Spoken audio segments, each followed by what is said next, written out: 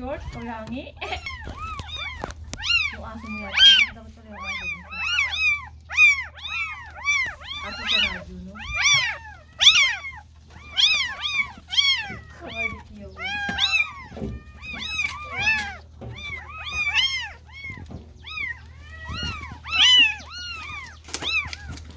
Yung aso mo kasi sasayo, kaya ang radyo mo.